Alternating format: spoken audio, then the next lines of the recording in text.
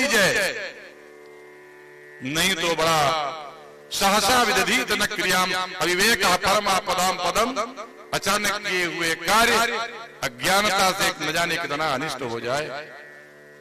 तब आकाशवाणी हुई, स्पर्शेषु यत् षोडशमेक विंशम। आ ई ऊ जिनको पढ़ते हैं उनको स्वर कहते हैं, और काका गागा पढ़ते हैं उनको स्पर्श कहते हैं, क्योंकि आपके मुख की का जो हवा है कहीं न कहीं छू के निकलती, इसलिए ये स्पर्श है। तो स्पर्श में कवर्ग, चवर्ग, टवर्ग, तवर्ग, पवर्ग 5 वर्ग हैं, 25 अक्षर। वो क्या कहती है आकाशवाणी? इस स्पर्श में जो 16वां अक्षर है और 21वां अक्षर है, आप गिन लेना। 16वां अक्षर ता है और 21वां अक्षर पा। कहा कि तपस्या करो। तपस्या की, पूरब की ओर देखना चाहते थे तो एक मुंह पूरब की ओर, पश्चिम की ओर देखना चाहे तो पश्चिम की ओर, उत्तर की ओर देखना हुआ तो एक मुंह उत्तर की ओर, दक्षिण की ओर देखना चाहे तो। अरे ब्रह्मा माने पिता जो पैदा करता है, पिता को चाहिए कि चारों दिशाओं में अपने परिवार की रक्षा करने के लिए नजर सावधान रखे, नहीं तो परिवार संकट में आ जाएगा, जीवन संकट में आ जाएगा। ये ब्रह्मा के 4 मुंह का संदेश है। लेकिन भागवतकार क्या कहते हैं? तेरे ब्रह्म हृदयादि कवये मुह्यन्ति सूरयः जन्माद्यस्य यतोऽन्वयादितरता। ये पहला मंगलाचरण है भागवत का, पहली वंदना भागवत की है। कहा कि तेने ब्रह्म हृदय आदि कवये मुह्यन्ति सूर्य। क्या बनाया? कहा ब्रह्म को बनाया। तो ब्रह्म क्या है? ब्रह्म का माने वेद। वेद क्या है? ज्ञान। वेद आजकल छप गया है और उस किताब को हम वेद मानने का भ्रम पाले। ये जब हम कमजोर बुद्धि के हो गए तब छपाया गया। पहले के जमाने में लिपि का उद्भव नहीं हुआ था, इसलिए एक पंडित के मुंह से निकले हुए वेद मंत्र दूसरा पंडित उसी प्रकार ग्रहण करता था, इसलिए वेद थे। ज्ञान मौखिक परंपरा है, वाचिक परंपरा है, सुनने की परंपरा है। ये भागवत भी 5वां वेद है, ये सुनने की परंपरा है। वह ब्रह्मा मानसी सृष्टि करता है, उसके 10 अंगों से 10 मुनि पैदा होते हैं। 7 बजने में 5-10 मिनट है, थोड़ा शांत रहिए, अपना विषय हम पहुंचा देते हैं वहां। मानसी सृष्टि हुई, मरीचि अंगिरसा सौम्या पुलस्त्या पुलहा क्रतु प्रचेता च वशिष्ठश्च भृगुर व्यासश्च नारदा। ये 10 लोग पैदा हुए, आप सबके हमारे गोत्र है। पूछा क्या करे? कहा सृष्टि करो। अब मानसी सृष्टि करो तो जो ही मानसी सृष्टि पैदा करो वही साधु हो जाए, इससे संसार थोड़ी चलेगा। तब क्या किया? अपने शरीर को 2 भागों में बांट दिया।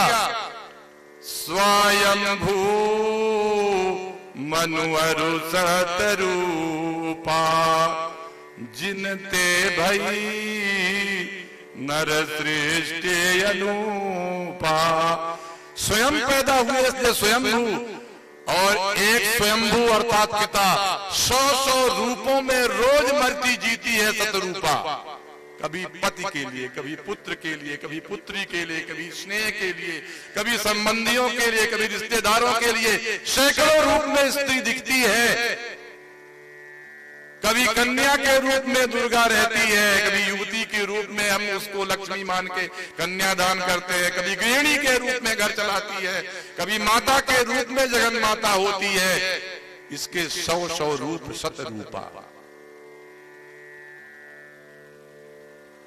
कहा कि पिताजी सृष्टि तो हम करेंगे लेकिन रहेंगे कहां? तो रहने के लिए कोई स्थान चाहिए।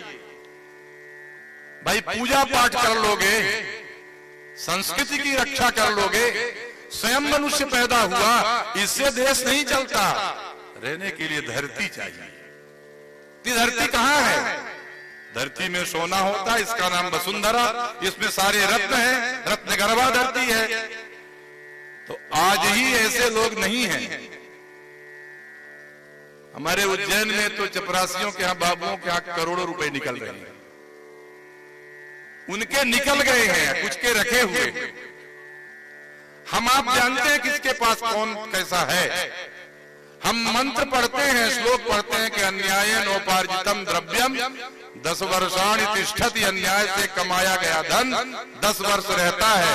प्राप्ते चैकादशे वर्षे समूलम च विनश्यति, 11वें वर्ष जड़ते ही चला जाता है, हमको भी ले जाता है।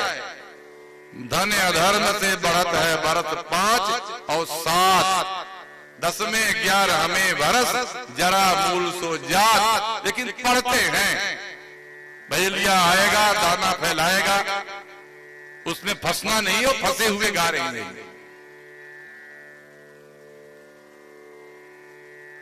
एक नाम आपने हिरण्याक्ष का सुना होगा। हिरण्य माने हीरा, जो सबके मन को चुरा ले वो हिरण्य है। हिरण्य माने अब सोना भी हो गया।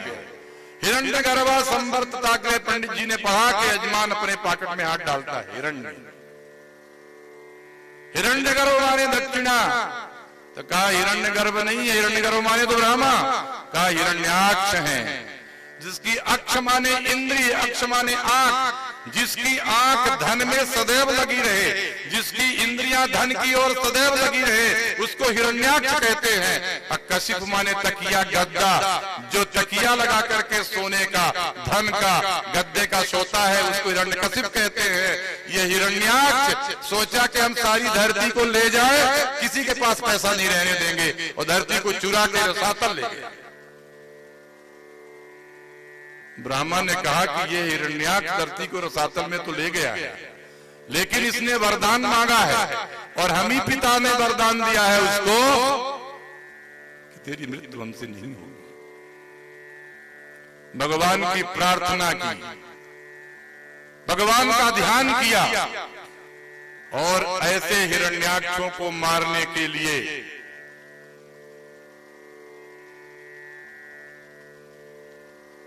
सीआईडी की जरूरत आजकल होती है।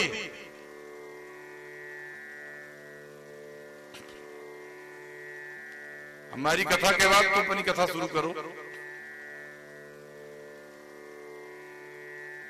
उन दिनों यह खोज करने के लिए, धन की खोज करने के लिए, लोभी को समझने के लिए केवल गंध की जरूरत थी। गंध प्रिया ही देवा, देवता लोग गंध से सब कुछ जान जाते हैं। आपने आहुति दिया, इंद्राय स्वाहा कहा कि इंद्र खड़ा है, प्रजापति स्वाहा कहा कि खड़ा है। क्यों?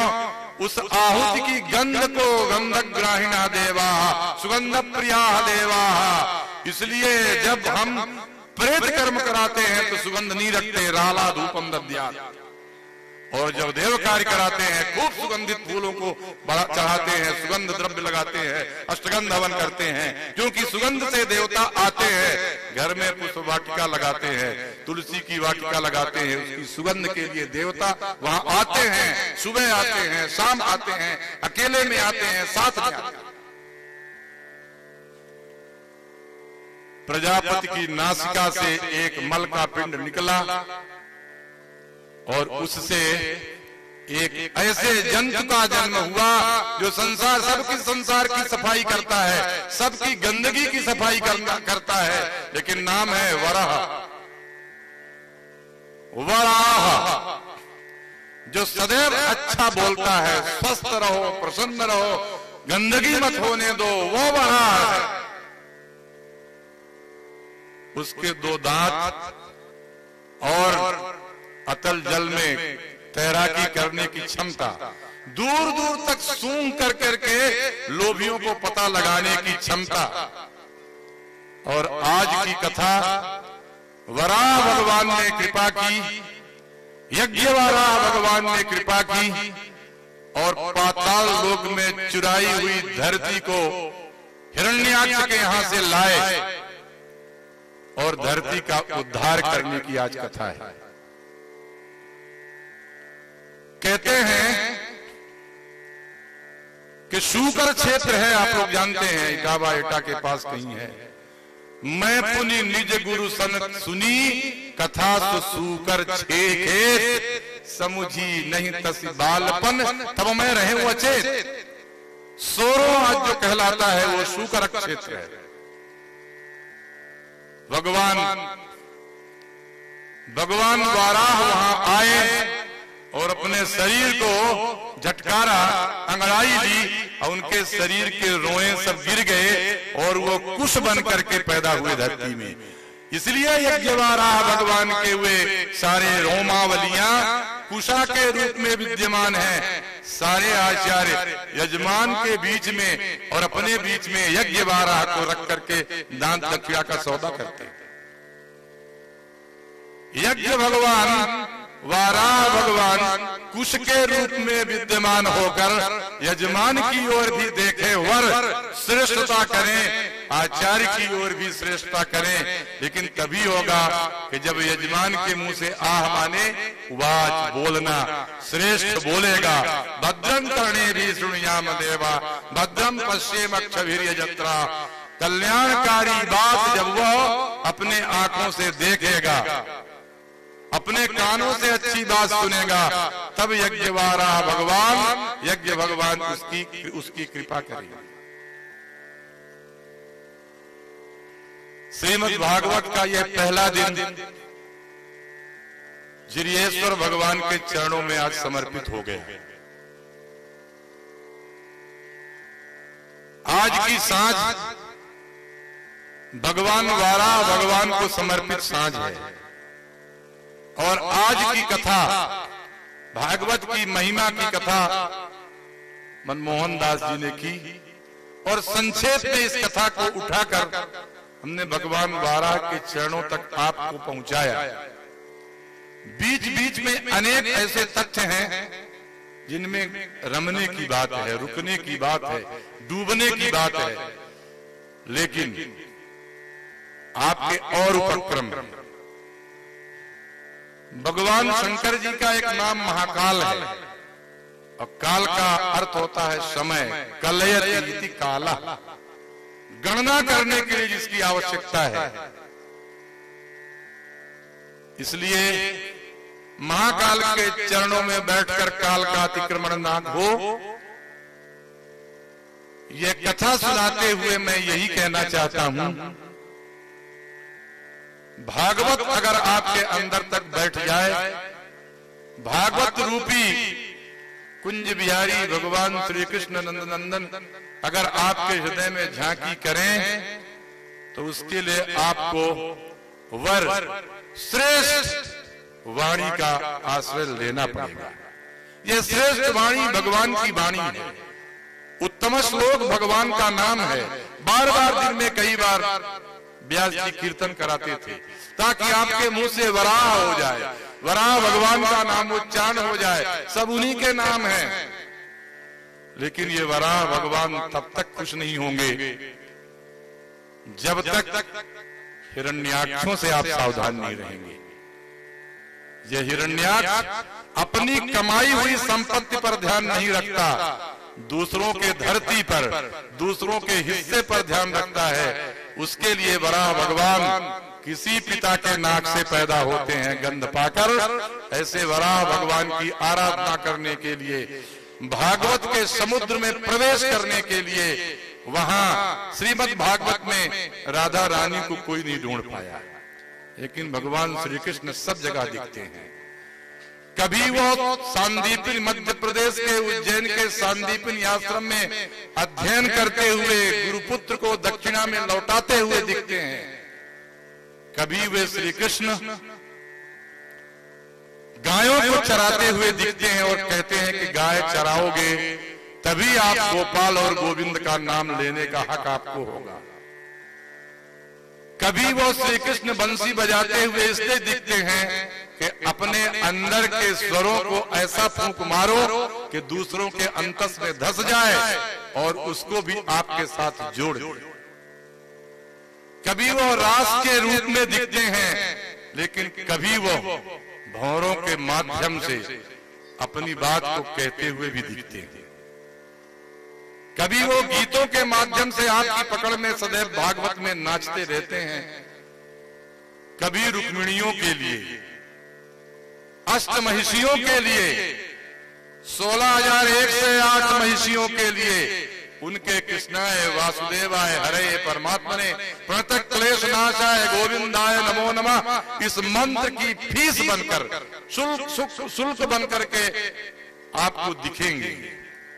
कभी जरासंधों और कंसों को उनके पहलवानों के साथ मोक्ष देने के लिए दिखेंगे।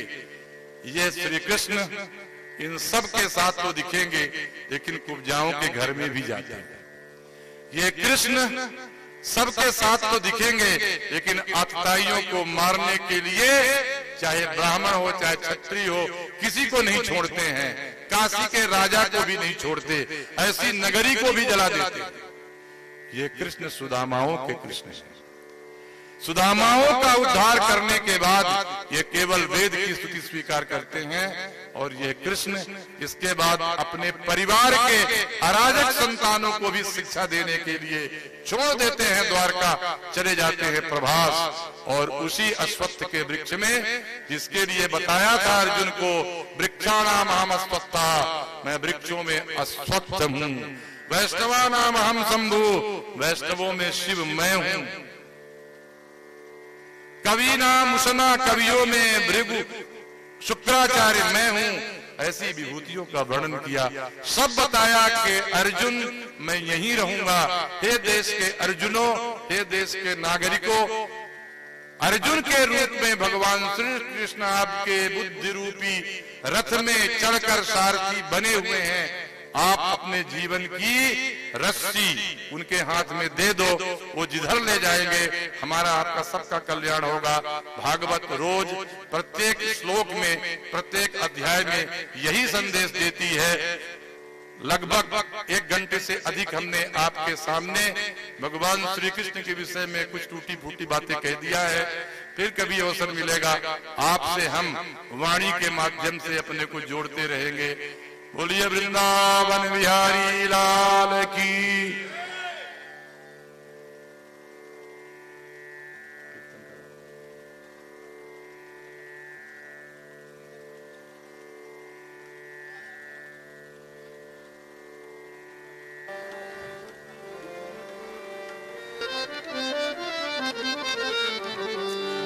गोविंद हरे